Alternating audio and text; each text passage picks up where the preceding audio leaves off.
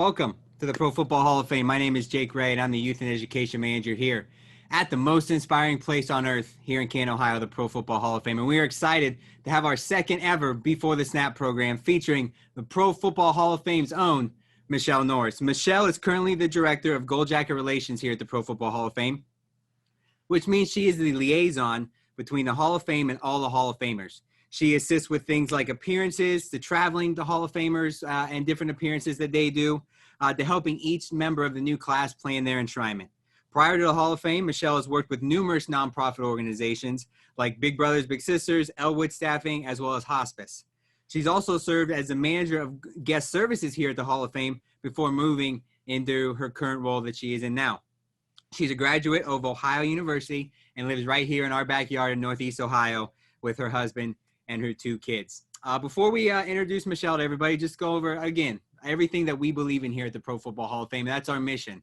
Our mission here at the Pro Football Hall of Fame is to honor the heroes of the game, to preserve its history, to promote its values, and to celebrate excellence everywhere. And those values we celebrate are those of commitment, integrity, courage, respect, and excellence. And we're excited to have Michelle as part of this program today. And we're excited to hear the things that she does on a day-to-day basis in her job to show all of those out there who are watching a cool career opportunity that you might be able to get into. Some thank yous before we get started. First, I'd like to thank Michelle for everything she does for us here at the Hall of Fame and everything that she does for the game of football. Like to also thank all the teachers and administrators who are watching today, allowing us to come into your classroom to show your students, again, all the different careers that are in and around the NFL. Also like to thank our students. You know, without you guys watching and tuning in today, this program doesn't take place. I'm excited to see all the questions that you have for us today. If you're watching us on Facebook Live and you're a student, make sure you put your name, your school, and your question in the comment section, and we'll do our best to see if we can get that question here to Michelle as part of the program. So that's enough of me talking. Without further ado, I'd like to welcome Michelle Norris. Michelle, thank you so much for being part of our Before the Snap series. Hi, Jake. Thank you so much for having me. I'm so excited that you asked me to share a little bit about what I do, educate a little bit of careers that are out there that we don't even necessarily know exist. So thanks for having me. And as you can see, you know, we are in the same building, but to be safe, we're going to be in separate rooms today. So I'm in here in our studio, and Michelle is in the appropriately named Gold Jacket Lounge with all those gold jackets that she works with behind her. So the first question I have for you, Michelle, is on a 10,000-foot view, can you give us kind of what you do as the Senior Director of Gold Jacket Relations? Absolutely. So my job, in a nutshell, every day is a little different. But like you said, I'm the liaison between the Hall of Fame and between our Gold Jackets. So honestly, the day could consist of so many different things, but what I really do is, I communicate with our Hall of Famers on a daily basis. I work with them on appearances. I work with them through their enshrinement, the planning that goes into it, work with them from the moment that they find out they're a finalist. So every day is a little bit different, but it's fun, and there's just so many pieces to it. But that's the nutshell of what I do. So, you know, obviously for those watching, I don't know if there's a lot of majors out there at colleges where you can be a director of Gold Jacket Relations. So can you tell us, you know, as a kid who was in high school and college, when you were growing up, what was your dream job, or what was that job that you strived to get when you were going through school? Jake, that's an interesting question, and I don't want to, discourage parents when I say this, but I really didn't have like an exact dream job. I knew I was going to go to college. I did not know exactly what I wanted to do. I went in first, majoring in teaching. Found out within the first couple semesters that just wasn't for me. I changed my major, to be honest, 3 times. The reason I chose what I went into is called family studies, the degree, with psychology, because I just fell in love with the courses. I fell in love with sociology, psychology, the study of just human behavior, why we do the things we do. Never really had a plan of where I was going to go with that, other than I knew I wanted to help people, and I knew I just wanted to make some small difference. So that's why I graduated with family studies, and it took me on, a bit of an adventure. I mean, it was like you said, mainly nonprofit work, which led me, and then here we are, a nonprofit at the hall, which a lot of people don't even realize. But so yeah, that's what I went into. So, a part of college, is getting an experience in that field. So when you were in college, were there any internships, volunteer experiences that you took part in that kind of helped you not only solidify that that's what you wanted to do, but kind of taught you the ropes of that career field you were looking to get into? Absolutely. So when I was in college, I was a big sister with Big Brothers Big Sisters. So that's where my passion for nonprofit truly started. I saw the difference that that organization was making in the community of Athens, and then I actually went on to work part time in Athens County with Big Brothers Big Sisters as well. So then, which led me into my first internship that I needed to finish out my degree, and that was at Big Brothers Big Sisters, actually in Louisville, Kentucky. So moved out to Louisville, had my first internship there, and actually was blessed that a position came open while I was there, and that was my first full-time job. Was at in Louisville, Kentucky. So we have students tuning in today from all different levels, from high school to college to young professionals to people who are well into their career. So kind of want to touch on each of those individual parts of people watching today. And the first one is for people in high school. And you mentioned this a little bit, but what advice would you give to somebody who's in high school who might not have a good idea about what they want to do, kind of like the same place you were in? What was some advice you would give to those students about kind of trying to find that one thing that they want to do with their career? That's a good question. Um, in high school, I find that kids, like, so those students that are actually interning here at the hall, I'm so impressed with because they're taking the initiative to basically go out and explore what they have an interest in, and really, coming into our doors and kind of opening the path for themselves. I mean, basically, all I can say is have an open mind. You may have a plan, and that's great. If you do, that's amazing. But have an open mind that you don't even know what's out there necessarily, especially when you're 17, 18 years old, and explore. And we have at our fingertips now our cell phones at all times that I didn't necessarily have when I was, that young. But you can explore and see what's out there. And I say just have an open mind. Like, have a plan and have a goal, and that's amazing. But know that your path might take you a different direction, and that's okay.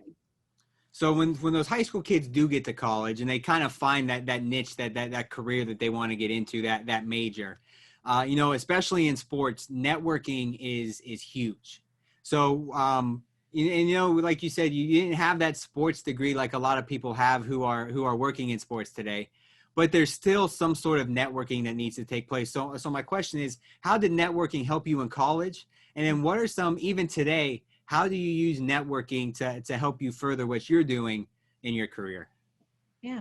Um, networking, honestly, even when I was in college, I think it's become a larger, part of being in college.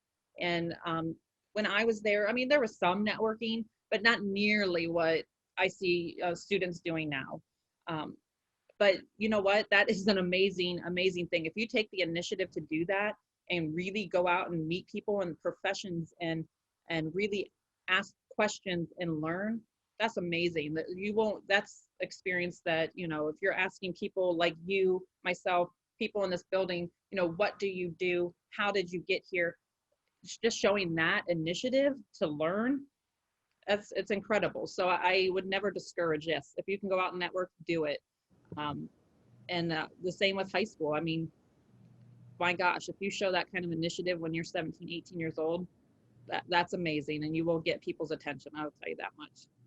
And another cool thing is that you mentioned that your career kind of took you away from Athens and away from where you grew up. And I know a lot of, especially, and this is another great example in sports, that there's a really good chance that your career, and then you and I are both lucky enough that we work now currently real close to where we grew up. But for somebody who might be getting into the sports field or any career that might be having to relocate or move, what would your advice be to there? Is it, you got to take what's presented, it's scary sometimes, and kind of just jump at those opportunities? Yeah, I absolutely will advocate for, if keeping those options open. Um, So, if you got a position where you can move away from home, I know it can be scary, 100%.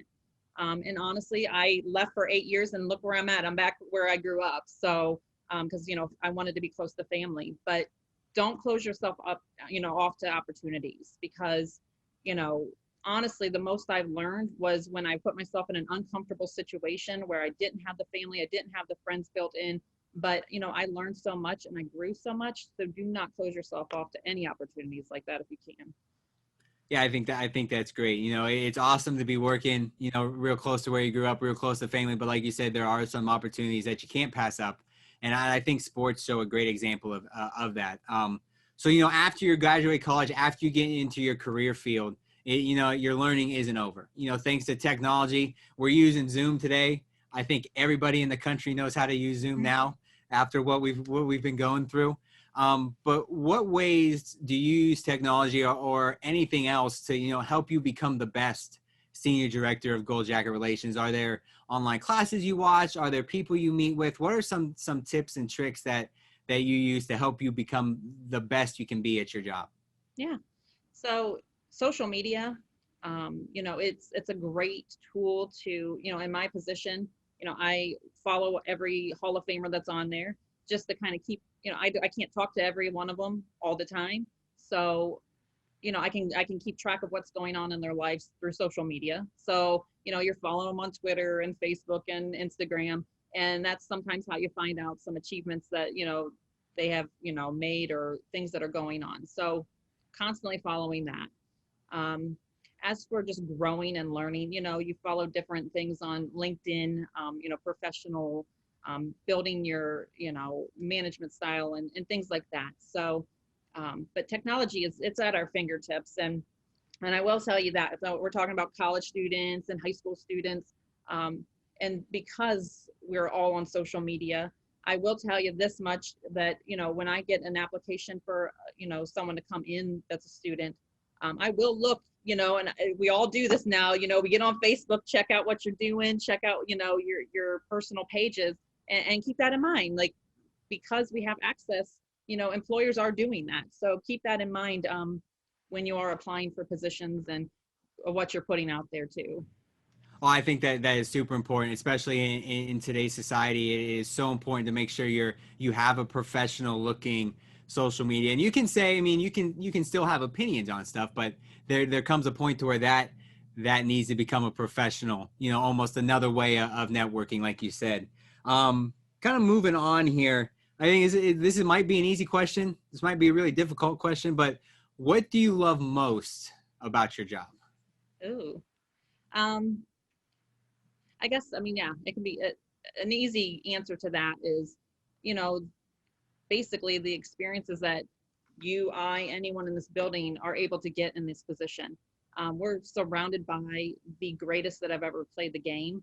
So just listening to those stories, being kind of behind the scenes and witnessing things that not every person gets to witness and learn about these men and their families, honestly, and how they got to this point. I mean, you can't replace that. I mean, it's amazing. Like the stories, like when someone's that successful, there's a reason.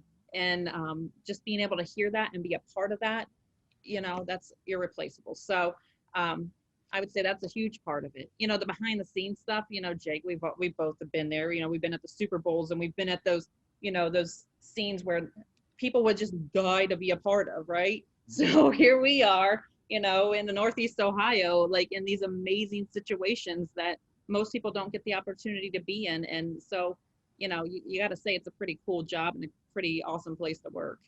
Absolutely. I think we can use yesterday as a great example. Not only was yesterday the 100th birthday of the NFL, but yeah, this guy, you might know him. His name's Roger Goodell, commissioner of the NFL, just happened to swing by the Hall of Fame yesterday and check out where the NFL first started right here in Canton, Ohio. And you talk about all those cool moments, and that's a great segue in here to my next question. You mentioned being at the Super Bowl.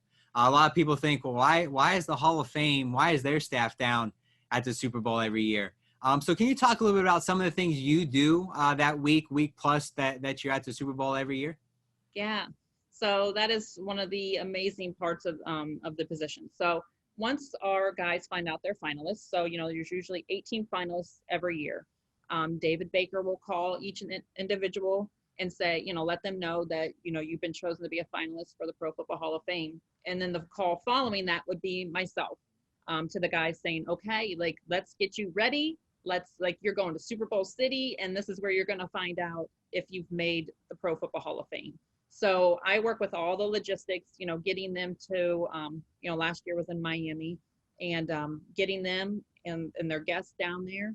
And so I work with them. That's what I do. When I'm down at the Super Bowl City, I will say, yes, there's some fun parts of it, but you are working really hard. I promise you that. I tell my husband that. I'm like, oh, I'm working really hard. Like, there's no fun involved in it. No, joking. But so you're working really hard. And so I'm there to really take care of those guys, their families, make sure they're, where they need to be, when they need to be there. And the big thing is, on Saturday, that's when they find out, the day before Super Bowl, if they made the new class. And I think a lot of us have seen it, the knock at the door by our president, David Baker. But I will make sure that they're in their rooms when they need to be there, awaiting, either a phone call, which sadly is that they did not make it, or that big knock at the door. So, and then following that, once they find out that they made it, they all the next day go to the Super Bowl, and they're honored on, on the field. And then we have, as a staff, we put together what we call Measurement Monday. And that is when these guys come in and we start working and we start working on the planning. They get measured for their bust and their ring and their gold jacket. And, but really we dig into what's the next 6 months going to look like, to the point of coming into enshrinement. It's truly, it's like planning a wedding in 6 months. There's so much detail that goes into it for these guys and us. But that's why we go to Super Bowl, is really to find out who that new class is. Now, you talk about all that work, and obviously, you might think, well, is Michelle doing all of that? And we got a great question that came in here on Facebook from another Michelle, actually. And she asked, tell us about the other staff that you work with, or your team and their roles to assist you with your job. That is such an awesome question. So the Gold Jacket Relations Department is a small but mighty team. There's Pat Linda Smith, who's our Senior Vice President, myself, and then Hayden Dennis, who works alongside me as well. Hayden was my first hire. So I started, you said, at the front as the guest services manager. Hayden was my very first hire there. And we've been working together for the past, almost 7 years now. And he's awesome. So he's awesome. And the two of us together really, we do a lot with a small staff. And so yes, but I mean, it's not just the Gold Jacket Relations team. I mean, yourself, Nathan, Jerry in the education department. We've got so many amazing people. We've got, we all do a part of this. It's not just the Gold Jacket Relations team is the only team that touches this. No, we all do. So, we have a great staff here. Love the people I work with, but I will say that our small little staff that we have in Gold Jackets do a lot of things, and are very busy, but great staff. So kind of switching gears, you can get another question on Facebook. This is Amanda, who attends Ashland University, my alma mater. So go Eagles. She said, can you talk about some of the skills you've used throughout your career that you typically don't learn in a classroom? So what are some things that you've kind of seen that aren't in a textbook, or didn't come from a professor that you've learned? Wow, that's a good question, Amanda. I think what I could say I haven't learned, is just you got to roll with punches. In this environment and what we do, when we put on the enshrinement and those giant events in Canton, Ohio, there's so much going on that you just have to roll with the punches and know that you're not always going to make the right decision, but your heart is in it and you're trying to do the best you can. But there's a lot coming at you at a very quick pace, and sometimes you make decisions on the fly. And so it's like rolling with that. Patience, meeting people where they are. There's times where I think, we have expectations of people, but we need to meet people where they are and truly, get to know them. so we have 188 living Hall of Famers. Not one of them is alike. So part of it is understanding what makes them tick, what makes them, what their, I guess, strengths are, and really understanding personality. So I think that you just learn over time. You just learn to adjust, and you learn to, do the best you can in the moment. Another great question coming here from a Mr. Jameer Howerton asking about what are some of the challenges that you face in your position, which I think is a great segue because you talk about, what you learn on a day-to-day basis, but what are some of on the flip side of that? What are some challenges that you see every day when you come to work? That's good. Challenges, I guess I can name, a couple, but I mean, one of them is, it's similar to what I was saying. It's like, you can't be everything to everyone. There's, when we're here for enshrinement, usually we'll have 130 plus Hall of Famers here, plus the new class, plus their families. And, again, a very small staff. So, the challenges are that you can't be everywhere that you want to be. Sometimes you got to let things go and trust in the people that are surrounding you, that, they got your back. And I think I've been blessed with really an amazing team where I've been able to do that so far, thankfully. So it's just letting things go. Sometimes we want to perfect our craft, and, there's certain ways we want to do things, can't always be done, So I think that, that's one challenge. The personalities are the other challenge. There could be one guy you work with that wants you to remind them, 10 minutes before they need to be on air. There could be another guy, if you remind them, they're gonna be offended. So it's just, there's those challenges. It's all personality. It's all relationship based. So, it's tough. And yeah, I think that's a great tie-in because you talk about, you work in sports now. You didn't major in sports in college, but your major plays a huge role in what you do today. Even though that when you were in college, there was probably no thought that you were going to be in charge of every gold jacket enshrined in Canton, Ohio. But the same things that you learn there have to have some sort of application, to what you do on a day-to-day basis now. 100%, because, what I majored in with family studies was literally the study of humans and the study of responses and reactions. And so it's benefited me more than I ever anticipated. Now, I will say that, just experience also will add to that. But yeah, like I wasn't planning on necessarily working in football and with the best that ever played. But I'm blessed that I am here, and I really am blessed that my degree, my experience has brought me to where I am today. You've mentioned, Enshrinement Week powered by Johnson Controls. You've mentioned working, as part of the Super Bowl as well. And those are two huge weeks throughout the entire year, but throughout the entire rest of the year, what are some of the other things you're tasked with on a day-to-day basis? Sure. So yearly, I think what we don't realize is, yes, we are a museum, but we also, place these guys in different appearances. So every year we average about 650 appearances all around the United States for our guys. So I am working with finding, helping find those appearances, finding the right guy to match the appearance, then working on the logistics that go along with getting them to the right place at the right time. So there's all of that. There's a lot of creativity that we are handed with our social media, with our, with Jameer Howerton and what he does on his podcasts, and what you do, Jake, with yours. And just coming up with new ideas for our guys to, so that they have a platform and sharing their stories as well. Every day's different. So yeah, every day I can't tell you like what I do. Like when people say, what do you do day to day? It's really hard to describe because every day is different, but I love that piece of it. It keeps it fun. It keeps it fresh. And it's a, you never know what you're getting into when you walk in. I think that's a great way to put it. Here at the Pro Football Hall of Fame, we like to say we're unapologetically football. And we know the game of football teaches so much about life, outside of the X's and O's, and about their everyday life, off the field. So what are those values that you think that the game teaches? And I'm sure you've have to have that, that knowledge, because you talk to all these guys about their careers and things that they learned from the game. So what are some of the lessons that you've learned from our Gold Jackets and that you think the game of football actually teaches, though, those who play it, watch it, are fans of it? Absolutely.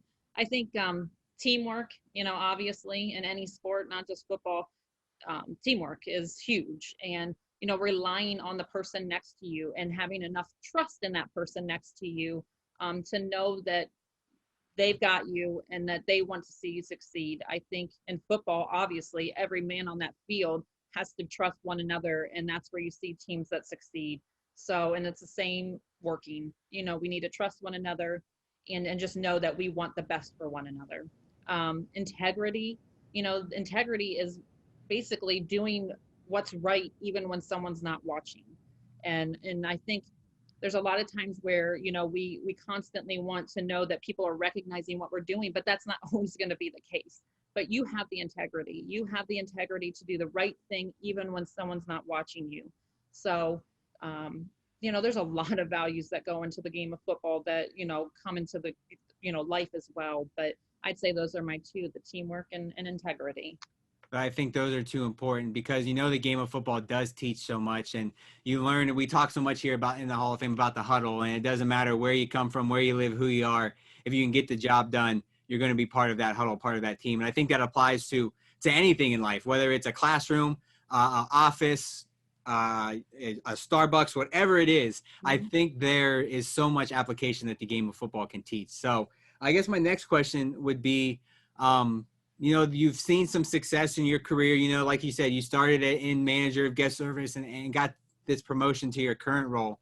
So what are some of the secrets to success that you see in your career, but then careers for really anybody, that has that full-time position somewhere? Yeah. I think one big thing is just taking pride in what you do, really giving your all. I think that's how I got here, to be honest with you. I came into, guest services. That wasn't my end goal, was not guest services necessarily, but I definitely, I did things to just prove, my worth, I suppose, and really went the extra mile with some things. And, and that was noticed. So, the lady that was in this position before me, Tammy Owens, who was amazing and is loved by so many, but she did this position for 43 years. And I was approached by someone here to step into her role and be trained. And it was more so because, you did went the extra mile and did a little bit more. And I think that's what we should do. We should, like I said, it's integrity. Like, do what's best. Make those decisions, not just for being the recognition, but for your own pride. So that's my advice. I think that's great, because there are so much, and it's different in every career, but there are some, like you mentioned, that work for everybody, work for every different position. Got another question here on Facebook. This one's from Nicole, and this says she wants to know how long you've been at the Hall of Fame. So can you kind of take us through how you got started here in Canton, Ohio, and then what that process was like from moving from guest services to your current position, which two totally really different types of work you do on a day-to-day basis. Right. So I've been with the Hall for about little over 7 years. So yes, when I started at the guest services position. And, I was there for about 2.5 years, where I met amazing people like yourself, Jake, who started there. I also, I love the position just because I work with a lot of college students. Like I said, like Jake started there. Well, you didn't start there, you interned and then you came there. I won't claim you, but I've seen multiple people that come into guest services like as a stepping stone, and that was the best. I mean, Hayden, I can name off like a handful of people that have made their way from there to bigger positions here at the Hall, and then bigger positions all over the United States. So that was incredible. I worked with some, young people and was in that management role, and I loved every bit of it. It is very different than what I'm doing now. It still was about, the brand and everything, but and doing what was best for the brand. But it's a very different position. And like I said, I was asked to come into this role, and after spending 2.5 years there. But like you said, from this position at the hall, my positions before were nonprofit work, where I was helping in the community. So Big Brothers Big Sisters and the hospice were my two big ones that I was at. And basically just working with people and making a difference. And this is no different than that. Well, I think that's a great option. I guess personally I can speak. Yes, I kind of went up that ladder that you learn about in school. That you start as an intern, that unpaid position, you take the part-time job, you kind of take the step up, and then you get that full-time job. And I think that applies a lot because, a lot of people think that they're just going to jump right into that career they want to. And there are, stepping stones, there are blocks they have to do, to get there. And I think those are super important to remember and to think of, because like it says, it's not going to happen at the snap of a finger. It's not going to happen as quick as you think it's going to. I think there's a lot, and like you said, there's a lot of work that goes into, getting to that position. And we talk about, working hard on a day-to-day basis. How important is it to come in, motivated every day to work and ready to strive, and, we use the term excellence here at the Pro Football Hall of Fame. How important is it to come in with that mindset that, we have to strive for excellence or strive to be our best every day when you're in the office? Mm-hmm. Yeah, I think that's really important. It's really important in any position that, you're coming in, and it helps when you love your job. I mean, I've been at places where it's like, you don't necessarily love what you do, and that's hard. It affects you in life in general. So, we're lucky enough to be working where we are in a fun environment, but striving for excellence is everything. Honestly, it's like striving to do your best and for yourself personally and those around you. So that's very important to do each day. I agree 100%. There is a ton of work that goes into that, and I think having that mindset kind of is going to tailor to your career and tailor your job a little bit. It's going to set your mind right. That you could say. So I think that's very important to do. It's very important to come in with that mindset every day, because it does lead to a better day. And you mentioned we all have great teammates here at the Hall of Fame, and that adds a whole nother aspect to the career. Got another question here on Facebook. This is from Stacy. She says, how have you seen Hall of Famers impacting? Oh, that's a great question. How have you seen Hall of Famers impacting their communities, and how does the Hall of Fame support those efforts of all those gold jackets that they have, whether it's in their hometown or the city they played a majority of their career in? So basically you're asking how that some of them have made a difference in where they live, Jake? Yeah, absolutely. Yeah. So there's a lot. That's the thing. I think what we don't think is, like, we think that they were football players and that's what they were. Now, the men we work around, I say even their post-football career has been as large and as important as, as where they are at now. There's so many of them that have their own foundations that are out there, making a difference. A lot of them are teaching, kids how to play. A lot of them are focused on, we had Chris Carter, who really helped us during COVID, feed those that are hungry and get food into people's hands that weren't normally looking for, that kind of help. And so there are so many guys. I mean, I wish I could, go into each and every one of them of what they do, but they make a difference and they use their platform for good. And that's what, us being surrounded by that and seeing that, it's an inspiration. Amazing men that we work with. Oh, absolutely. And you see those stories. Chris Carter was a great one. And you bring up, the pandemic that we've been in and how that's definitely impacted a lot of people. And we felt it right here at the Hall of Fame, having to postpone our enshrinement week powered by Johnson Controls. How did that not only impact your career specifically, but, looking forward, as we say here at the Hall of Fame, twice the fun in 21, how does COVID-19 played a specific role in your career? And how is that going to kind of make things look different, moving forward as we look towards next year's enshrinement? Yeah, it's made a huge difference for so many of us, honestly. So in my career, the what it's changed is, where I said we have guys going like 650 different appearances all over the United States. It's changed that a lot. Nobody's, coming together right now. So those appearances are dwindling. So we've really had to be creative and look at new ways to get the guys out there sharing their message. So a lot of things have turned into virtual. We here are trying to get creative. Very similar to what we're doing right now. It's sharing the stories virtually, and that changes a lot. And unfortunately, as many we had to cancel our enshrinement. And there's so much planning that goes into that, and there's such an impact on Canton, Ohio, that unfortunately, with canceling it, it was the best decision. It had to be done, but it's sad, and we're not the only ones that have been hit hard like that. So, Jake, that next year's gonna be crazy because we're gonna be. It's a good crazy though. It's definitely a good crazy. 100% good crazy, but because we couldn't have it this year and we postponed. So we've got all 20 of our centennial class coming in 2021, plus our new class that'll include people like Peyton Manning, which is going to be a huge year in itself. So we're going to have this explosion of what we're calling twice the fun in 21. That's right. Next August.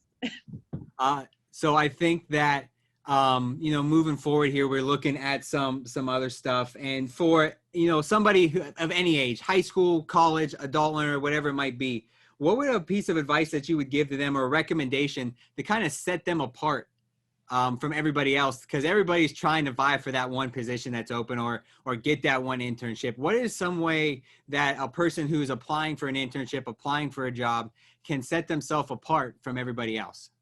Right. I think going back to the basics, when I've had interns and people, for positions that I will interview, and they will send me a handwritten letter and thanking me, go back to the basics, because a lot of people aren't doing that anymore, and it grabs your attention. I will tell you that. So it really grabs your attention. And I guess just going out of their way. So LinkedIn has been amazing. I've had so many students that have taken that, as I keep saying, that initiative to find me, that have reached out. And I love that. I love the initiative that tells me something about you, that tells me that you're a go-getter, that tells me that you're going to go the extra mile. And not that you can show this on a resume or anything, but another thing that sticks out to me, that I love hiring people, that it's not just about their education. It's about what they've been through in their life and where they are today. There are people that have had struggles and that have gone through really hard times at a very young age. And I see that where they are today, and it's amazing. And to me, it's like, if you can succeed and you can, get to where you're at and be motivated to get to where you're at today after going through a hardship, this is nothing. This is like a cakewalk, So I've some of the best people I've ever hired. It's been because of that, because we sat down, we talked, and I thought, wow, I'm impressed. So you can't show that necessarily on a resume, but go back to the basics, do the thank yous, grab people's attention. It's a great way. We've talked so much today about, what you do on a day-to-day basis, and some of the things that you do with our gold jackets. And one of the things we want to do is, every gold jacket that gets in gets a bronze bust, and you get to, have that bronze bust put on display. So what I'm going to do is, I've got my coworker, youth and education coordinator here at the Pro Football Hall of Fame, Mr. Nathan Martin, who's out in our Hall of Fame gallery in front of some of these bronze busts where guys have been enshrined. So Nathan, go ahead and take it away. Yeah, Jake, thanks for sending it out here. And like Jake told you guys, I'm in our Pro Football Hall of Fame gallery, standing in front of these bronze busts that each guy that gets enshrined has here preserved for 40,000 years. And the big reason we're here is because these are the men that Michelle works with on a daily basis. And we want to put it in perspective for you guys, how special it is for somebody to have one of these bronze busts, because in the history of professional football, there have been 300 million people that have been played or that have played the game of football. 300 million people have played the game at all levels. 5 million have played it in college, and only about 29,000 have been paid professionally to play the game, coach the game, or administer the game. And of that 29,000 that have played the game professionally, and we're going to preserve and honor their history as well, but only 326 are lucky enough right now to have a bronze bust here in Canton, Ohio. And one of those guys, I'm standing in front of the class of 2019, is Ty Law. And I want to send it back to Michelle with the question, because can you kind of just tell us a story? I know you worked real closely with Ty when he was in Shrine in 2019. Tell us a little bit more in detail about that process of what it was like to work with a guy like Ty Law. Yeah, Ty is one of many that it's just been amazing. So, some of these guys, they come, like we said, they're finalists multiple times. And so you kind of build this relationship with these guys just from, going through that with them. It's an emotional time. It's, they come, they wait for that knock. And when they don't get it, it's a really emotional time. This is this is like the best thing that can happen in their career. So, and you're talking about some very competitive men. So, so I am part, I'm kind of part of that process with them. So you really get to know them on a very personal level that not everyone gets to see. And so me and Ty, we went through this a couple years together until he, made it into the Hall.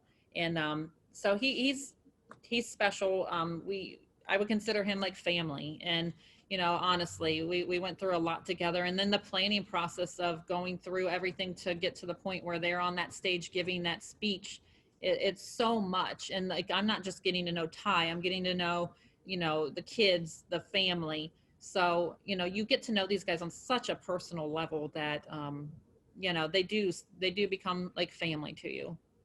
I think that is a great segue in here into my next question. And we've obviously, our desks are super close here at the Hall of Fame, and you talk and you say that a lot of the Gold Jackets have said, "Hey, Michelle, you're in the locker room now." So kind of being part of that close knit, that quote unquote brotherhood, that family that football creates. So they kind of can open up a little bit more and talk a little bit more with you about their experiences, their specific stories. For you, what is that like to hear these guys kind of talk about where they came from, different experiences they had in the game, to ultimately getting that gold jacket, getting to unveil that bronze bust here in Canton, Ohio? Right. So I do get warned a lot that you are in the locker room, Michelle, do not share. So that's what's unfortunate. Like you want to do these interviews and really share like what you learn and hear and see. But I respect that privacy with the guys that, I don't want to share anything that they don't want to be shared. Not that it's bad, but it's just, it's part of being in the locker room. So, so yeah, really it's an amazing privilege to be able to sit back. Like when you get a group of 5 or 6 of them in a room and they're, reliving some of their moments in life and on the field and just hearing their stories, it's amazing. I so wish so bad that I could share like some of these stories because they're hilarious. So funny. But I'm going to respect it and not.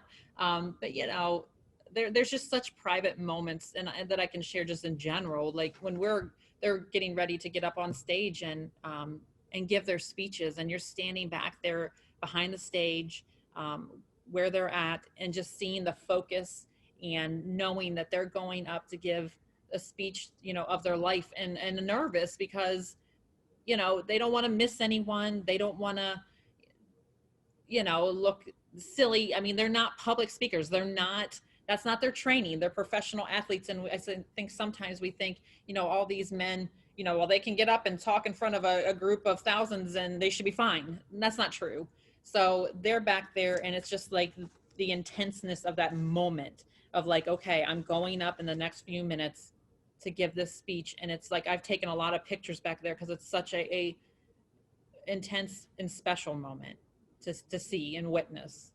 we talk about those special moments, and we teased a little bit before the program that we might have a special guest as part of today. You talk about all those gold jackets and getting to you talk to them on a day-to-day basis, see them go up, and have those behind the scenes moments. And one of those guys, and you mentioned him, is Mr. Ty Law, and he had to have those same moments. I think we got Ty Law here live with us. So Ty, are you there? Yeah, yeah, I'm here. How you guys There doing? he What's is. going on? What's going on, Michelle? Hi, Ty. So good to see you. Good to see you. Oh, thank you for joining. I know you're Oh, yeah, busy. absolutely. So Ty, we've been talking about the process and, becoming a Hall of Famer and what you go through, to get to this point where you're on stage giving that speech. Like, can you just explain, to everyone, what the process was and how it felt waiting, the anticipation of waiting for the knock at the door? Because I know you had to go through it a couple different times, which is stressful. Right. But how did that feel, that anticipation while you're sitting there waiting? I mean, I gotta admit, it wasn't. It was a great feeling. The fact that I was there and I was in this process and being one of the few guys that ever get to experience something like that. But as far as it being nerve-wracking, that it wasn't fun. You know what I mean? Especially going through it a couple times and all. And but it was just the biggest relief at the end of the day when I did get the knock by David Baker, and you're finally in. You get that monkey off your back, because it's year to year. It's always a new class, and even though you feel that you may be deserving, there's 15 other guys that are just as deserving as you are. You know what I mean? And it's kind of out of your hands because we can't go out there and play any more plays. You can't do any of that. Whatever we left out there on the field, it has to be good enough. And that's why we're all sitting here. But it's only 5 slots for 15 guys. You know what I mean? So, for me, just that whole process was good, but it wasn't fun. You know what I mean? It's hard to kind of put it in words. You know what I mean? Oh, I agree. And I always wonder, because, I'll be sending you guys a text like, are you in your room? It's 2:00. And I know that hour or whatever it takes, it's got to be like torture, right? You're sitting in a hotel. Oh yeah. It's so different from when you get drafted. You want your damn phone to ring. You know what I mean? So now you're waiting for a knock, and everybody and their mama is calling you. You get in. Every time your phone rings, just like, hopefully I don't see a 330 area code. You know what I'm saying? But my phone rang more this time, Michelle, Jacob, than any other time that I've been there, because I got in on my 3rd shot. And my phone just kept ringing and ringing and ringing. But when I didn't get in, it only rang that one time. And that's what it was. So, like I said, I am so happy, honored, blessed to be in a position that I can say that I am a Hall of Famer. I worked my whole life and my career, and this was the ultimate goal for me. I said it from day one when I got in the locker room. But one thing I did not envy was your job, because you, oh my God, I can imagine all of us calling, because I know, you took care of me and my family big time, and I'm always calling for something. So I can imagine everybody else. So, hey, it'd be tough being you. It'd be tough being Michelle Norris, I'll tell you that. I think that's a great segue here, Ty. From a gold jackets perspective and the things that you get to be a part of, how has Michelle helped you, not only leading up to your enshrinement, but after you got the gold jacket, after you got the bronze bust? How has Michelle, helped you in your, in your gold jacket career? She helped me tremendously. It's like before I even got the gold jacket, like I said, I can't reiterate enough, how much she's helped, me and my family putting it all together. Has been there with her experience, because we're blind. We don't know a damn thing. You know what I mean? We just, along for the ride. So, I had Michelle basically on speed dial to ask any question, and some of them might have been pretty dumb. You could say it now because we family now. It's probably some dumb ass questions, right? No, never. But you know what? Until this day, if I need anything, and we have access to, everyone, there, relationships with Jameer, of course, David Baker, Pat, Michelle. Michelle is still from day one. It's like You know, it's like you're seeing your parents for the first time, and that's the first people you see. Michelle was basically the first person to see from day one before I was in there. You know, I mean, she was always there taking care of us, you know, making sure we needed anything, always available. You can call her at any time. You know what I mean? It get to a point where it's like, damn near, am I being disrespectful by calling Michelle so much? Because I need this, I need that. But her job is something that is very important and it should be recognized. So I'm glad you guys are giving her the recognition that she deserves, because it's a lot of work. You know, all the attention is on us, but you don't get to experience the other part. And she makes that happen as seamless as possible, especially considering, you know, all of us that are trying to get her attention, you know, trying to find a way for their families and stuff like that. So I would never want to be in that position. I appreciate that, Ty. I really do. That means the world to me. And, you know, you're right. But the thing is, like, you guys you're putting so much detail together in such a quick turnaround time. I mean, 6 months sounds like a long time, but when you're planning for, you know, celebrating your whole career, right.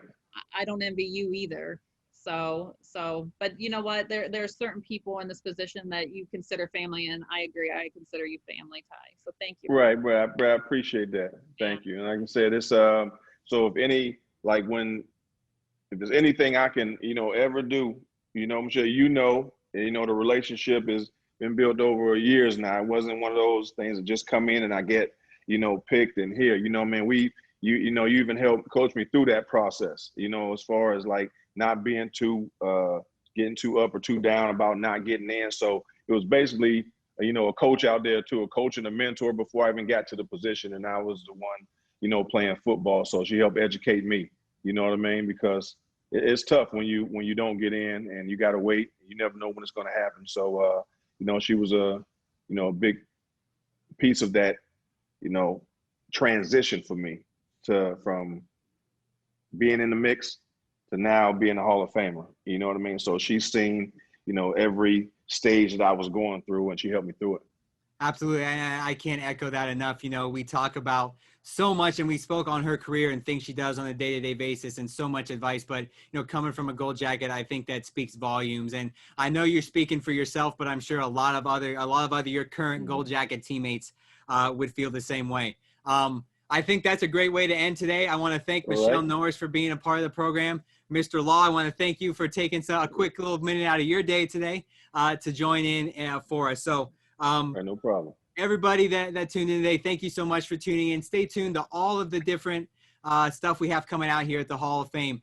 So much content. We know the 100th birthday was yesterday, and you got to see, you know, David Baker at halftime of last night's the Browns-Bengals game. Make sure you follow all of the Gold Jackets. Make sure you follow us here at the Pro Football Hall of Fame, and stay tuned for all the great content that we're pushing out. Stuff like, you know, our Heart of a Hall of Famer series powered by Extreme Networks. We're back rolling with that now. All the great interviews that our Hoff Productions team does. The podcast, The Mission, that we've mentioned him a couple times here, Mr. Jameer Howerton host. Make sure you tune in to all that and hear all the great stuff that we have available to everybody. So for myself, for everybody here, Michelle, Ty, I want to thank you guys so much for being a part of the program today. Next week, September 25th, make sure you tune in. We have the Senior Director of Community Relations and Detroit Lions Charities, Ms. Jen McCullum, who's going to be talking about her job and all the different things that we have in. So again, Michelle, thank you so much for being a part of today. Ty, thanks for connecting in and speaking from a Gold Jackets perspective on all the things that Michelle does. You know, the game of football isn't just one person just leading the drive down the field or playing defense. It takes a team. And I think, Michelle, we talked a lot about today. And it's not just a one-day job. It's not just an enshrinement week job. It's not just a Super Bowl job. It's a job that takes place throughout the entire year. So thank you so much for the both of you, everything you've done for the Hall of Fame, everything you do for the game of football. So with that, for myself, Ty Law, Michelle Norris, all of our youth and education staff here, I want to say thank you so much for watching today, and tune in next week for our next Before the Snap program. Thanks, everybody.